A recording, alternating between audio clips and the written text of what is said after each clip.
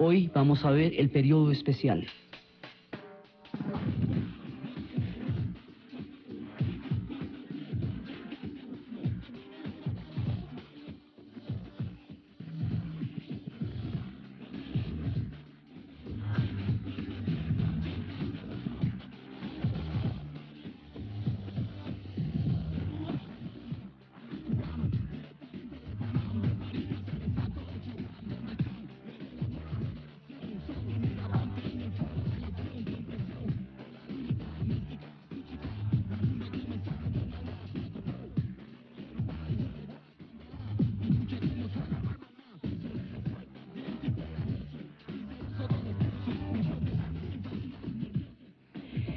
La vez pasada estábamos viendo cómo funcionaba la revolución durante los 80s. Hay 3 generaciones en este proceso. La generación que lo hizo, la generación que lo consolidó, que era la generación que hemos visto que está entre más o menos los 50 y los 60 años, y la siguiente generación, que era la que tenía que vivir, digamos, los frutos del proceso. La nueva generación, la actual, la que le ha tocado enfrentar las cosas que les ha tocado enfrentar. Entonces se supone que esto era un esquema en el cual había que pasar tiempo de, digamos, de privaciones y de trabajo duro, pero llegaría el momento en que todo eso se iba a poder cosechar y todo el mundo iba a poder tener, digamos, mejores condiciones. Siempre hubo austeridad, pero la idea era que eso iba a mejorar y las siguientes generaciones tendrían muchas mejores posibilidades que las anteriores, y eso era lo que querían decir con que el presente era de lucha y con que el futuro sería socialista. Significaba que habría un futuro donde las condiciones de vida fueran realmente iguales para todos, pero mejores para todo el mundo. Esa era la idea, era un marco, digamos, en el cual todo se creía que eso era un proceso continuo, y estaba dentro del marco de la Unión Soviética, y habíamos visto también la vez pasada cómo a cambio de los subsidios que tenía la economía cubana, de los precios políticos que se le daban a sus productos, y esos subsidios que fueron invertidos en salud, en educación y vivienda, a cambio de todo digamos, de ese apoyo económico a la isla, ellos tuvieron que pagar una cuota de sangre de las guerras soviéticas en África. Entonces, la idea era que los soviéticos se habían metido en África a tomar posesiones dentro de toda la Guerra Fría del África, y empezaron a inundar eso de armas y armaron un tierrero allá muy grande, y esas guerras contribuyeron muchísimo a la desintegración, a la destrucción, al caos que hay en muchas naciones africanas. Habíamos visto en los procesos de Etiopía, de Eritrea, de Somalia, eso que se ve en Somalia, que son clanes controlando la comida. Todo eso son el resultado primero de la esclavitud, luego del colonialismo, y en la descolonización de toda el apoyo a ciertas fracciones contra otras, y a todo el armamento que les metieron tan grande, y armaron esas tribus con armas automáticas, y esto se volvió una cosa terrible. En ese momento eso se consideraba que era internacionalismo proletario y era ayuda a los pueblos africanos, y en realidad fue una devastación. Y grandes héroes como Ochoa, que se consideraba que era uno de los héroes de ellos en Angola, resultó ser un personaje que estaba haciendo un contrabando con los suministros que le da la Unión Soviética y vendiéndolo por debajo de cuerda, y también estaba traficando. Entonces ese héroe se cayó y fue juzgado y ejecutado, y los hermanos La Guardia, que manejaban un fondo de dólares que era para romper el bloqueo, para poder adquirir productos de otras partes, y era un fondo, digamos, que se podía poder libremente. Ahí hubo tráfico de drogas, y había tráfico de marfil y tráfico de todos. Entonces estos personajes que fueron como héroes a las guerras africanas regresaron como personajes que habían hecho toda clase de maniobras en favor propio y en negocios propios con los dineros o de la revolución o de los soviéticos o de los recursos que se da para las guerras. Y fuera de eso, las guerras en sí mismas fueron una devastación para los países africanos y una cuota de sangre altísima para los cubanos, y ese capítulo está todavía por esclarecerse. La llegada de las tropas en el 91 puso en evidencia, aunque no se diga en voz alta, que ahí hubo cosas terribles en el África. El asunto es que Cuba estaba ligada al mundo de la Unión Soviética y estaba ligada al modelo búlgaro, y eso significaba que todo lo que tenía que ver con el modelo de la Unión Soviética pues era exactamente lo mismo lo que pasaba en Cuba. Entonces era todos los comités y toda la orientación. Entonces cada vez que había que decidir algo se pasaba al comité de arriba y ese de arriba y ese de arriba, hasta que llegara al líder, él dijera algo y se fuera de para abajo, de manera que nadie tuviera que asumir la responsabilidad de cualquier cosa que tocara. Y bueno, las cosas iban así. Eran un pueblo austero, pero todo el mundo tenía condiciones de acceso a la salud, a la vivienda, a la educación y a la comida. No había abundancia de nada, pero se podía vivir. Y la gente vivía bajo el esquema soviético y vivía con todo lo que era comerciando con los países del bloque socialista, con los que también tenía todos los precios políticos, y bueno, bajo el rigor del bloqueo, pero con el apoyo de la Unión Soviética y con todo el comercio que tenía con los países socialistas, que les daba suficiente para que su economía fuera viable, pues estuviera subsidiada. Y hubo países con los que nunca rompió relaciones, por ejemplo con España, ni aún en la época de Franco hubo relaciones siempre con ellos. Así iban las cosas y así iban a seguir siendo hasta que la historia lanzó uno de esos sorpresonones con que la historia puede salir, y de pronto, de buenas a primeras, a esta gente se le va a caer el piso y van a quedar en la mitad de ninguna parte. Y es que la Unión Soviética, la poderosa Unión Soviética que había gobernado al mundo en calidad de segunda potencia, que se había repartido el planeta con las conferencias de Potsdam y Yalta, que había puesto sus tropas del Pacto de Varsovia en todas partes, esa Unión Soviética invencible se cae. Y se lleva con ella todo lo que estaba montado sobre ella, incluida Cuba. Y en ese momento esto se va volviendo una cosa muy complicada, porque mire, la Unión Soviética de suyo empezó a expandirse más allá de las condiciones económicas que tenía para apoyar esas expansiones. Todos los imperios se quiebran por tratar de expandirse más allá de lo que se pueden sostener. El mantener las tropas o las legiones mucho tiempo por fuera es costosísimo. Entonces le pasó a los romanos en Siria, ya cuando estaban por esos lados de Siria, ya muy lejos, le pasó a los soviéticos, y es una ley histórica: cuando los imperios empiezan a expandirse por todas partes y a meterse por todos los pueblos y por todos los países, en algún momento eso los revienta.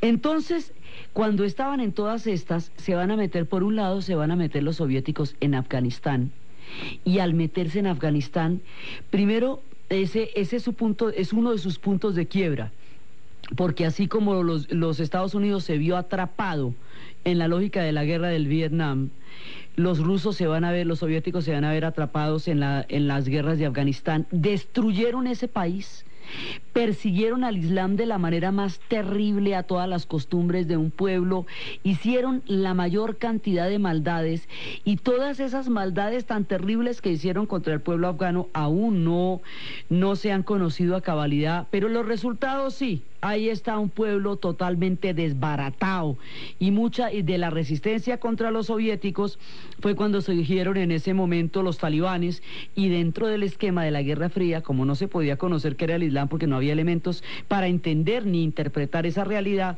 pues entonces los Estados Unidos apoyaban a los talibanes, porque los talibanes estaban peleando contra la Unión Soviética y todavía estaba vigente la Guerra Fría. Así que después, cuando los talibanes se montaron en el poder, después de la caída de la Unión Soviética, pues diga a ver.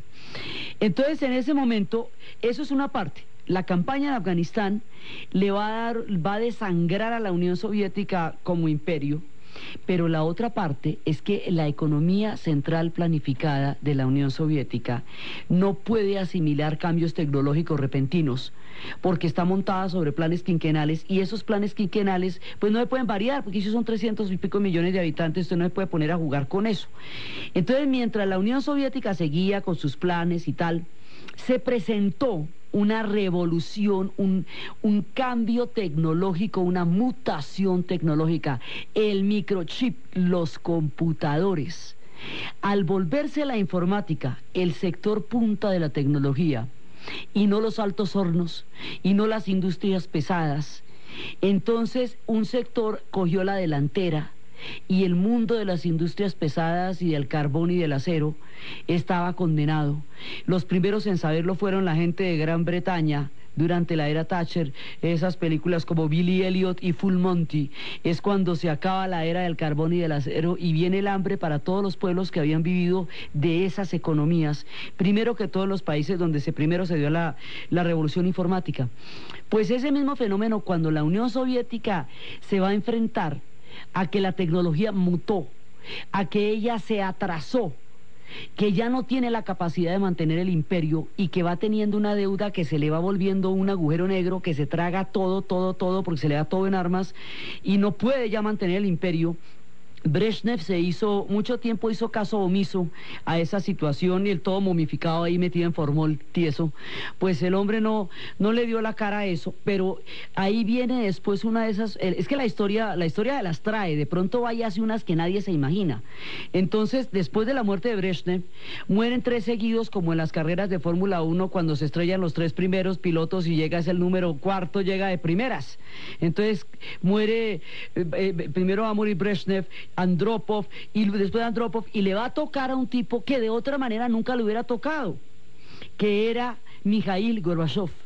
Entonces Gorbachev sube y Gorbachev le pone la cara al problema, dice, esto no tiene ningún soporte económico, de aquí hay que bajarnos, y se bajan de la carrera armamentista, y al bajarse de la carrera armamentista inmediatamente todo el bloque de la Europa Oriental empieza a entrar en rebeliones porque lo que los tenía sujeto era la represión del Pacto de Varsovia, lo que habíamos visto de la Primavera de Praga. Entonces, todas las rebeliones que se han dado en Hungría, que se habían dado en Polonia, que se habían dado en Berlín, el papel que va a tener en esto, pues en el desbloque, en la caída del bloque oriental, solidaridad, un papa católico, un papa eslavo, papa polaco y todo eso es muy importante, pero el asunto es que cuando la Unión Soviética, porque no tiene con qué mantener el imperio, el bloque oriental se le va desprendiendo. La Unión Soviética como imperio comprendía toda la Europa Oriental, es decir, Polonia, Checoslovaquia, Hungría, Rumania, Bulgaria, Albania y la República Democrática Alemana, comprendía Angola, Etiopía, Mozambique, Yemen del Sur, tenía presencia en Afganistán, tenía presencia en el norte, pues Vietnam, y tenía presencia también en Corea. Entonces era una parte enorme, y en Cuba, y en un momento dado en Nicaragua. Entonces era una parte enorme donde tenía directamente presencia o influencia, pues era la mitad del mundo. Entonces cuando deciden que ya no son imperio, que eso va a ser la apertura, la perestroika, entonces se va desmontando todo el mundo de ahí, pero todo el mundo va a sufrir lo mismo que ellos sufrieron, el atraso tecnológico, el cambio que no pueden asimilar, y empiezan a morirse esas economías, y empieza la Unión Soviética se va a empezar a desmoronar por dentro, sencillamente empiezan, y además vienen todos los rompimientos nacionalistas de Lituania, Letonia y Estonia, que estaban ahí por un pacto entre Hitler y Stalin, y que eran los primeros en quererse ir, y que fueron los primeros que se habían dado cuando el pacto de Brest-Litovsk para hacer la revolución. Entonces son los primeros que se independizan, y eso es como la pitica de un suéter. Haga de cuenta que usted le jala una botica al suéter y jala y jala y jala y se le desbarató el suéter como pasan los dibujitos.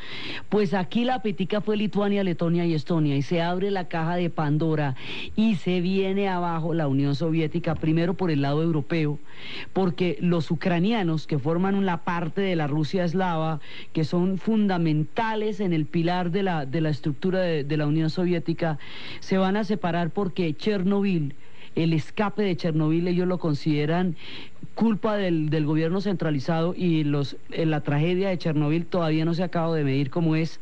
Entonces Gorbachev va a hablar de una apertura política que es el glasnost, y una apertura económica que es la perestroika.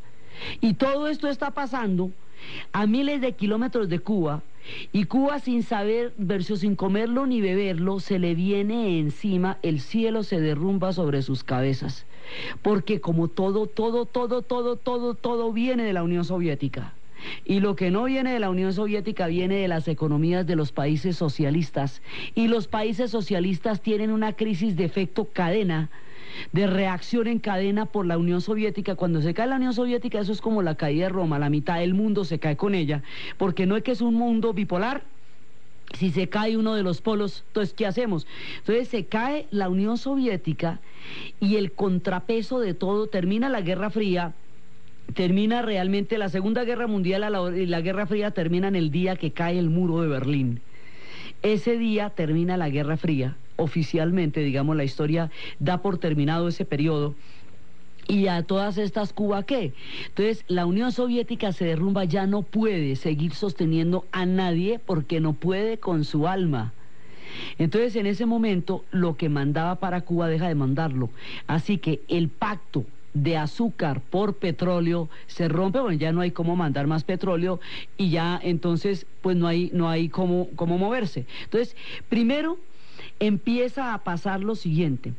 Primero empieza a escasear las llantas de las tractomulas, los neumáticos de las tractomulas, luego las tractomulas mismas, luego la gasolina, luego los agroinsumos. Empieza a escasear cada una de los elementos que llegaban a la isla. Esa es una isla, todo tiene que llegar allá. Y todo venía del bloque socialista, venía de la Unión Soviética o de la RDA o de Polonia, y todo ese bloque se rompe en un solo año y de un solo tirón, se rompe todo el bloque. Entonces, ahora a los soviéticos les pasó que fue su sistema el que colapsó. Y ellos, digamos, vivieron ese proceso, protagonizaron ese proceso, fueron parte de ese proceso. Pero a los cubanos, ellos no formaron parte de ninguno de esos procesos, no lo vieron suceder, solo vieron cómo se les iba y se les iba, pero esto fue la cosa más angustiosa del mundo, porque se les empieza a ir uno por uno todo lo que lo sostenía. Es como si a usted le empiezan a quitar el aire, el respirador, todo. Y de pronto un día ya no llegó nada, nada llegó a Cuba y se declaró lo que se conocerá con el nombre de el periodo especial. Y el periodo especial va a traer el hambre, el desabastecimiento. Entonces, con el periodo especial ya empieza a suceder que no hay, o sea, no llega comida a la isla, entonces empiezan a desaparecer los huevos. Había una película que se llamaba Splash, donde tiraban unos huevos contra la pared y los cubanos iban a ver la película a ver si veían huevos, aunque si es pichados ahí. Empieza a desaparecer la comida, empieza a escasear absolutamente todo, la cosa más angustiosa, hasta que un día colapsa la isla. Tienen que reconocer que hay periodo especial, dolarizan la economía, la abren al turismo, porque no hay nada más que hacer. Esto se está desmoronando y se cae a pedazos. Y en la medida en que se va cayendo la Unión Soviética, se va cayendo Cuba y queda como el astronauta ese que lo mandaron al espacio. Y en el momento en que lo mandaron al espacio se cayó la Unión Soviética y no había plata para bajarlo. Y ¿cómo era que los alemanes decían, uy no, yo le doy la plata para que lo baje, pobre man? Y cuando lo bajan de allá resulta que el tipo tiene un uniforme con una hoz y un martillo que ya no existen, de un país llamado la Unión Soviética que ya no existe, y ha regresado a un sitio donde hay una bandera zarista, y peor dicho, el mundo se le acabó, lo tuvieron en cuarentena, y después cuando comprendió lo que ha pasado dijo que para qué lo hayan bajado. Entonces, a Cuba le pasa más o menos eso, solo que ellos estaban en la órbita del planeta Tierra y veían aterrados cómo se les acababa hasta el último recurso, porque era una economía subsidiada, totalmente dependiente, y en el momento en que se acaba la fuente del subsidio, ahora, si se hubiera acabado la fuente de subsidio, pero le quitan el bloqueo, pues unas por otras, pero resulta que Estados Unidos todavía mantiene, en torno a la figura de Fidel, la vieja enemistad de la Guerra Fría. O sea, ya la Guerra Fría se había acabado. En rigor, el bloqueo no tenía ninguna razón de ser, porque ya la razón por la cual se había dado ese bloqueo, que era la filiación explícita de la Unión de Cuba a la Unión Soviética, pues no existiendo Unión Soviética ya no puede haber una afiliación específica, luego ya no tendría por qué haber ningún tipo de bloqueo. Es en torno a la figura de Fidel, como digamos como representante del viejo sistema comunista, que el bloqueo sigue y entonces pero entonces si a usted no le llega comida, pero en cambio también lo tienen bloqueado, si me va a pegar no me regañe, ¿me entiende? Esto se pone grave y se pone grave para todo el mundo y se viene abajo. Entonces Ya en ese momento, los bloqueos no empobrecen a los dirigentes, porque los dirigentes no van a dejar de comer porque estén bloqueados, empobrecen a los pueblos. Entonces, el bloqueo, el desabastecimiento, la caída de la Unión Soviética condenan a Cuba. Y Cuba queda perfectamente a la deriva. Queda el sobreviviente de un mundo ya extinto, navegando en el incierto mar de la historia, como un corchito en la mitad de un remolino, del remolino de la historia, pero con un simbolismo tan fuerte que el bloqueo todavía se mantiene solo por el simbolismo de lo que eso significaba en los tiempos de la Guerra Fría. Entonces, además, nadie se imaginaba que se fuera a disolver la Unión Soviética, colapsó. Gorbachev decía que cuando los Estados Unidos afirmaban que ellos habían ganado la Guerra Fría, era como el gallo, que porque canta al amanecer cree que trae el nuevo día. Entonces resulta que en ese momento ya se viene abajo todo esto y no saben qué hacer y empieza pues la dolarización de la economía. Toca abrir eso al turismo porque ¿qué se le va a hacer? Entonces al abrir eso al turismo empiezan a pasar una serie de cosas, empiezan a darse toda una cantidad de fenómenos nuevos. Antes la entrada de extranjeros estaba muy restringida y el estar con extranjeros sin autorización era una cosa mal vista y vigilada. Ahora sigue siendo vigilada, pero resulta que en ese momento ya es del turismo que van a vivir. Entonces toda la cantidad de cosas tan complicadas que había para ir a Cuba, porque en los tiempos de la Guerra Fría para ir a Cuba había que irse por Panamá o por México y no firmaban, todavía no firman los pasaportes con los sellos cubanos, porque entonces si no, no se puede entrar a Estados Unidos por los efectos de la Guerra Fría, sino que dan una tarjetica amarilla que se llama las tarjetas de turismo. Entonces, que eran las visas de ellos.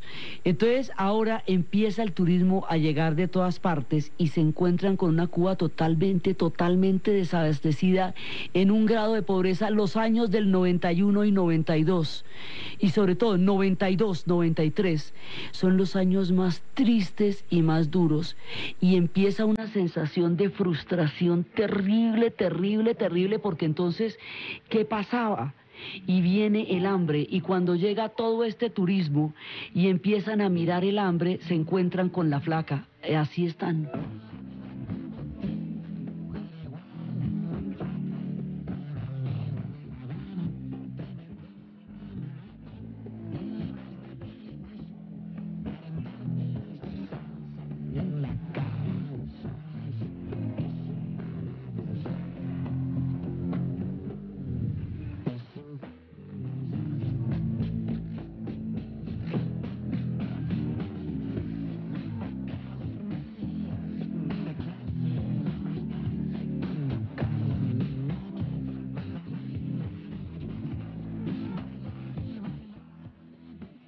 Y ya queda el sueño roto, el hambre, el turismo como único recurso de supervivencia, el desabastecimiento y la desesperanza. Y esto nunca fue lo que se imaginaron. Y eso es lo que, digamos, debajo del nombre del periodo especial.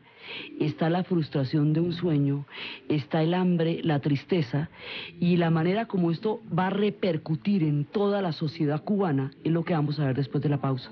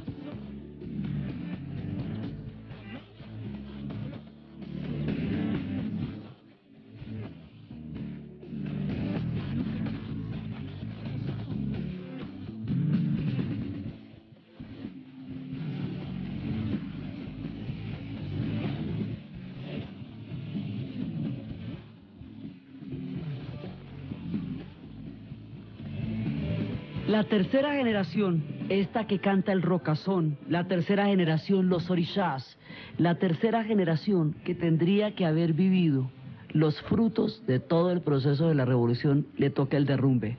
Cuando les tocaba a ellos, ya no les toca nada. Entonces la frustración, en principio, es gigantesca. Nada peor que un sueño hecho pedazos, nada peor. Entonces empieza a aparecer, esto es como una bola de nieve, es un proceso complicadísimo. La cartilla de racionamiento era por donde se les entregaba la comida. Esa comida se entregaba, digamos, la entregaba al Estado de manera gratuita, entonces le entregaban a usted azúcar, café, sal, aceite, carne de cerdo, pues un mercado, tabaco y ron, ¿sí? Pero entonces, a medida que se va acabando la plata, pues se va acabando la cartilla. Entonces, ¿qué le van sacando? Le van sacando, le van sacando, le van sacando hasta que ya no quedaba sino tabaco y ron.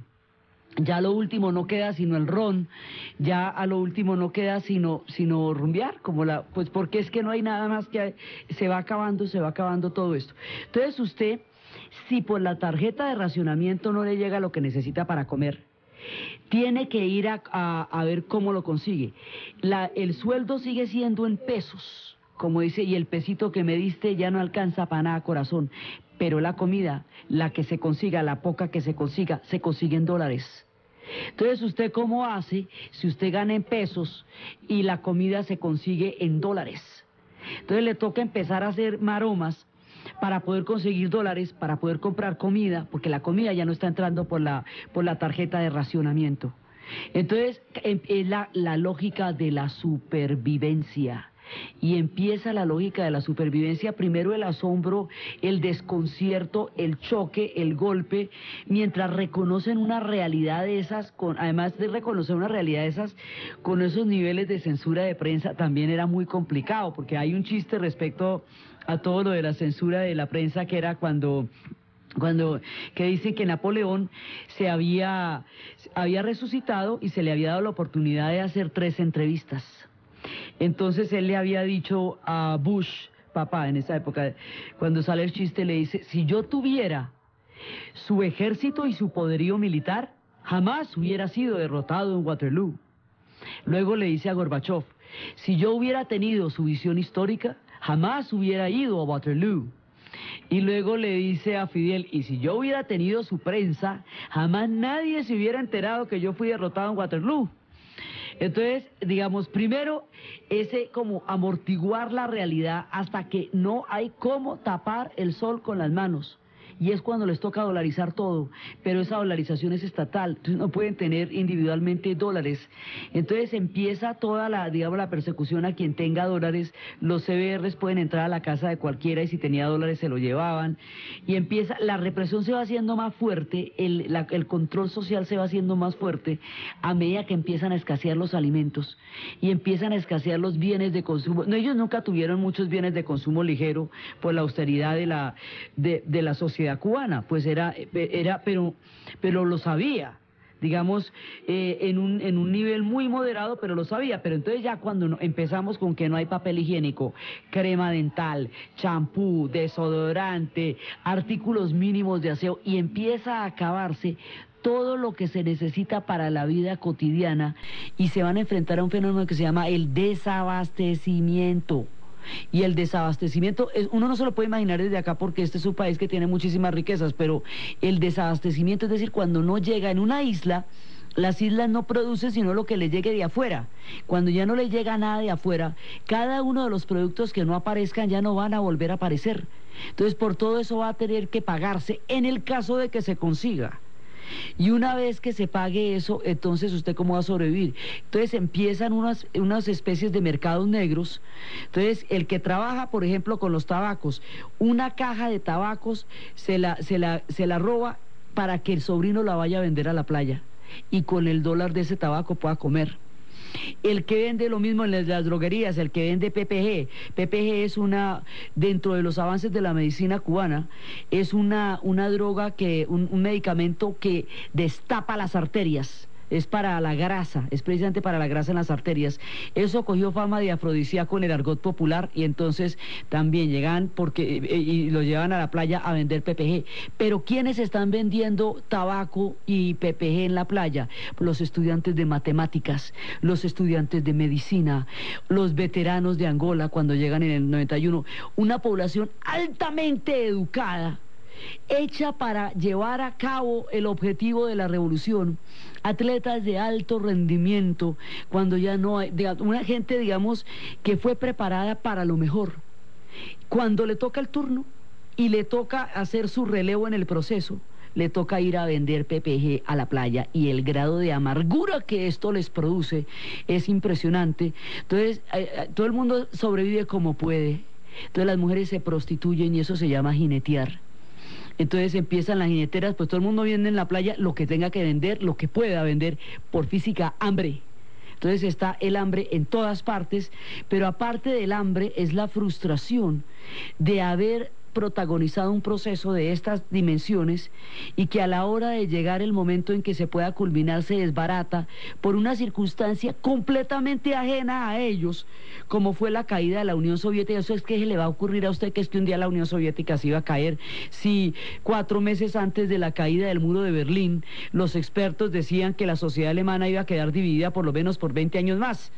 Sí, o sea, lo de la Unión Soviética es que no se lo esperaba nadie. Si le echan a usted el chisme 2 meses antes, usted no se lo cree.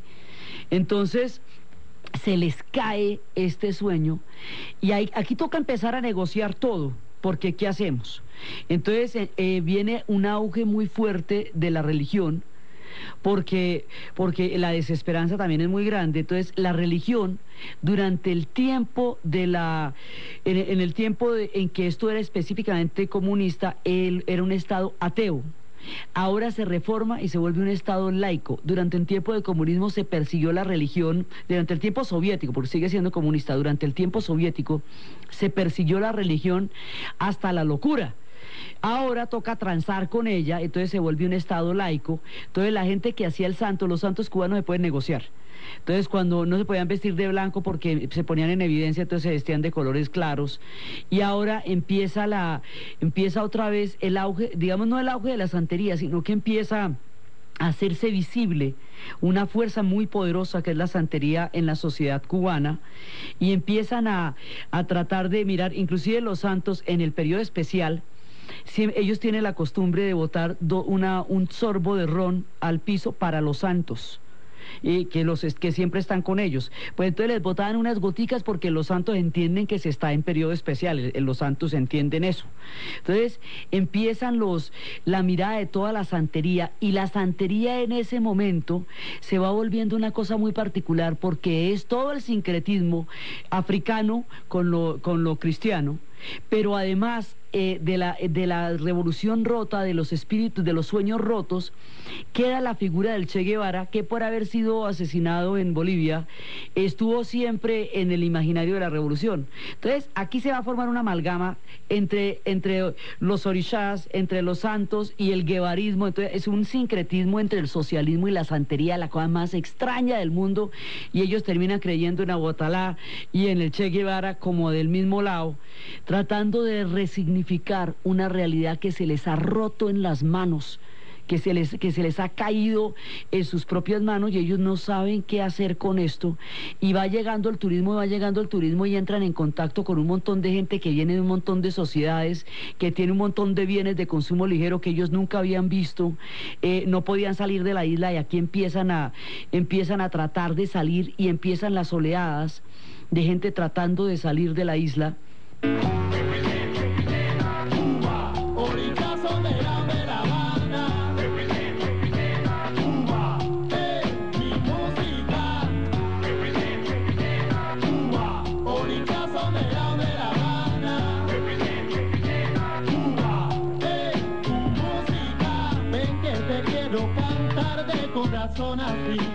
Entonces empieza a resignificarse mucho la sociedad en sí misma, la santería empieza a emerger de una manera abierta y frontal, y estos son los orishas underground de La Habana, es decir, empiezan a haber culturas subterráneas, culturas santeras subterráneas, culturas rockeras subterráneas, el Parque Lenin, que es un parque gigantesco que queda en las afueras de La Habana, lo rebautizaron el Parque Lennon.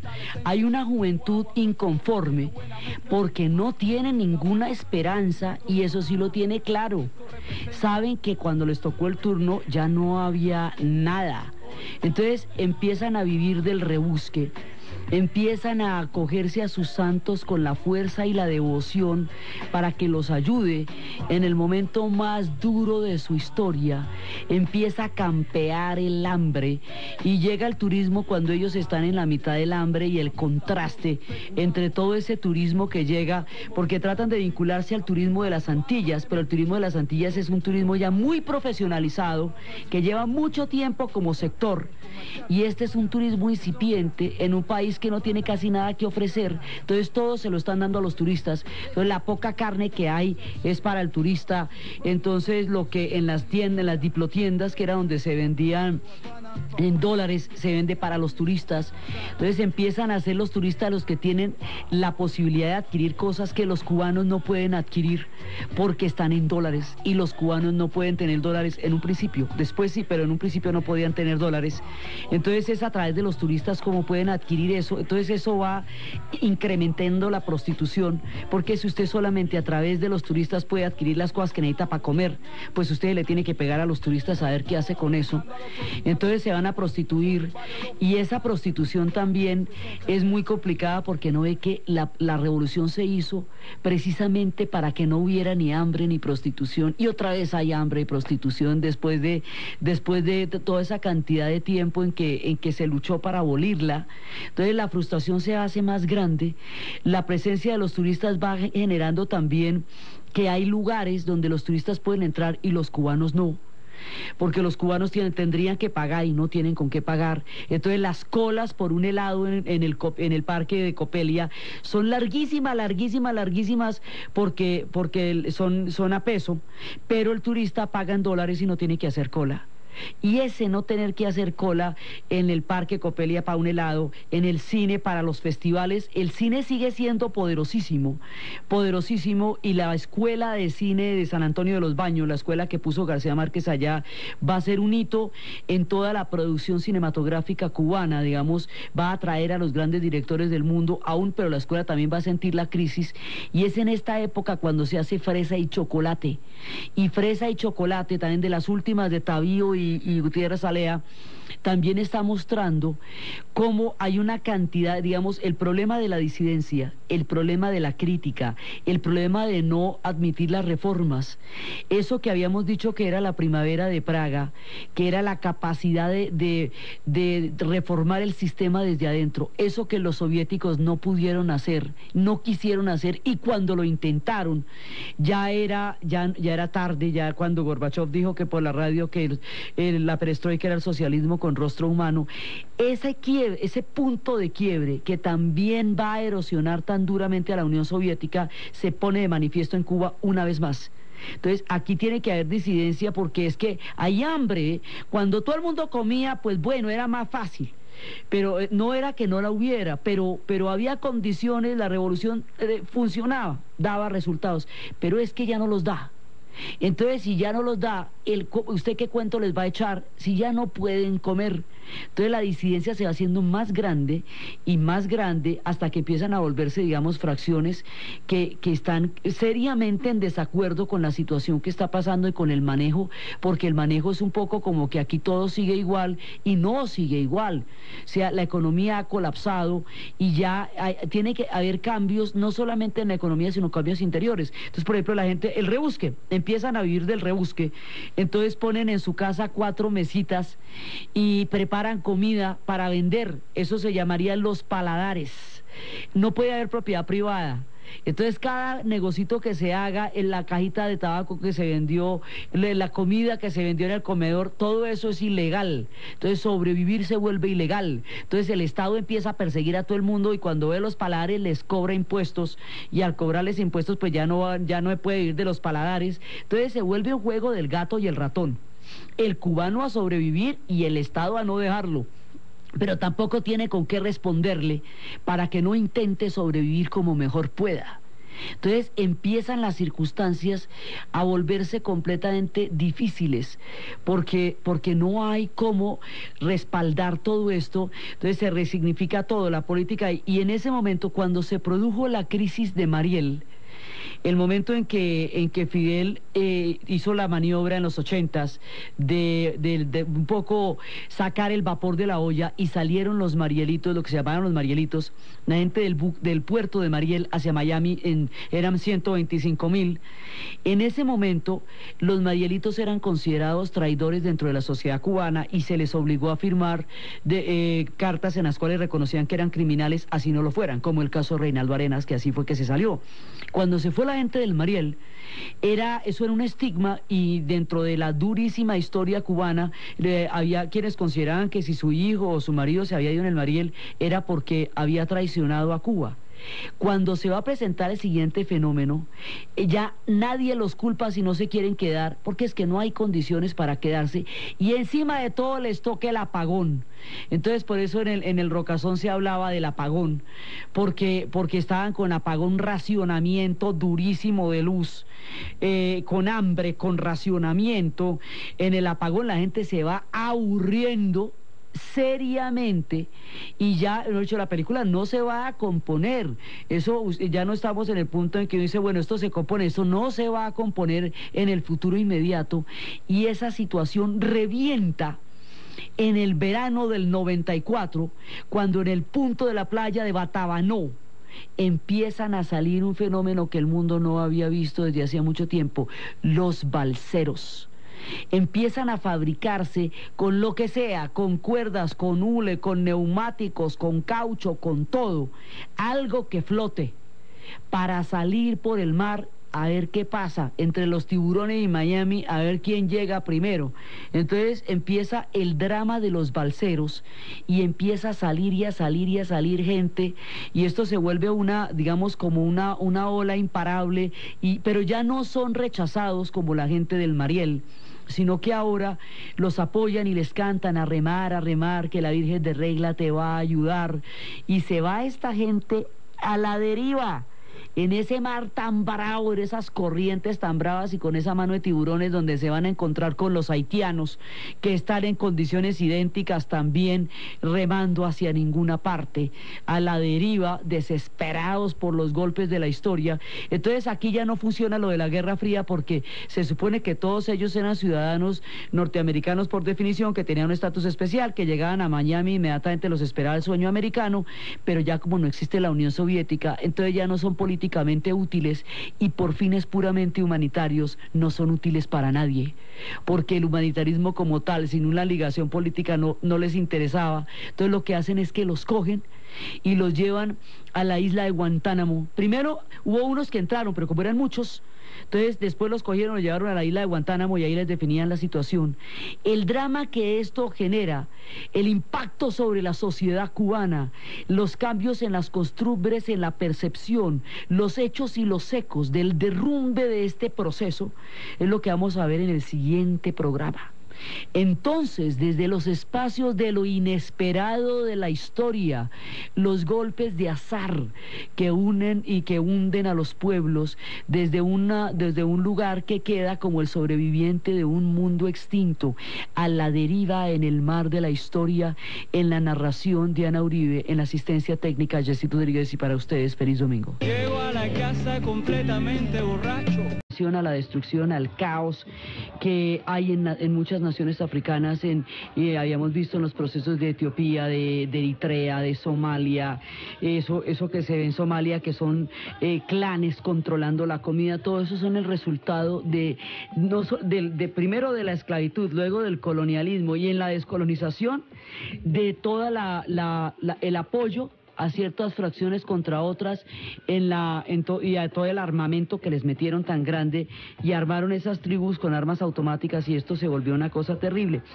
En ese momento eso se consideraba, que se llamaba, era internacionalismo proletario, y era ayuda a los pueblos africanos, y en realidad fue una devastación.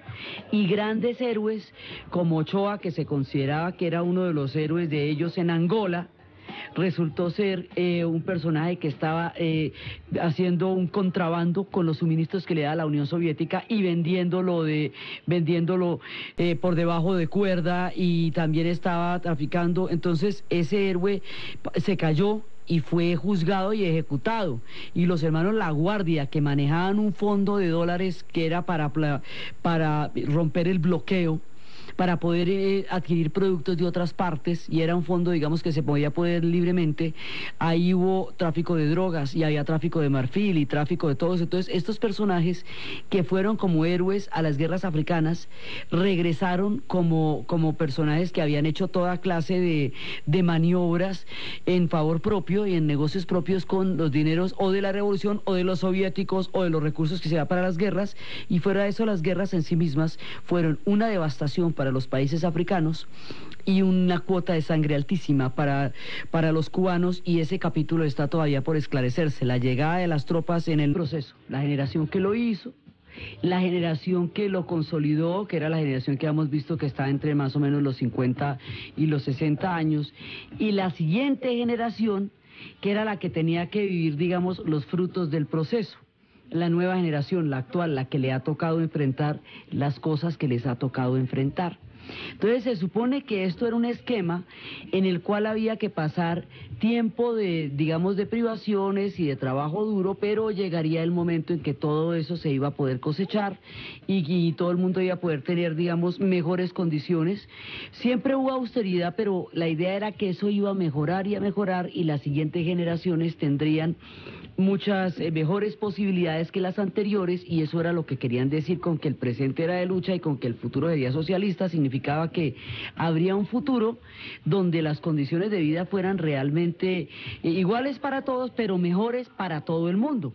Esa era la idea, era un marco, digamos, en el cual todo se creía que eso era un proceso continuo, y estaba dentro del marco de la Unión Soviética. Y habíamos visto también la vez pasada cómo, a cambio de los subsidios que tenía la economía cubana, de los precios políticos que se le daban a sus productos, y esos subsidios que fueron invertidos en salud, en educación y vivienda, a cambio de todo esa, digamos, de ese apoyo económico a la isla, ellos tuvieron que pagar una cuota de sangre de las guerras soviéticas en África.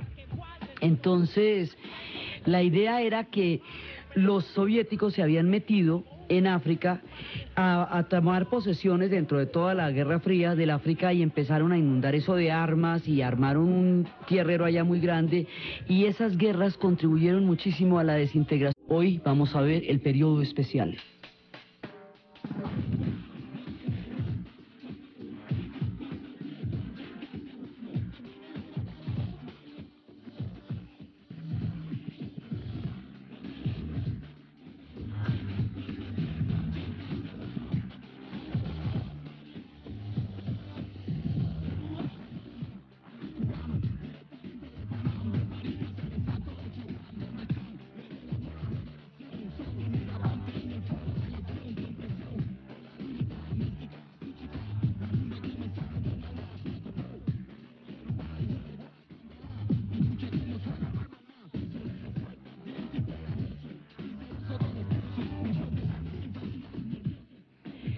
La vez pasada estábamos viendo cómo funcionaba la revolución durante los 80s. Hay tres generaciones en este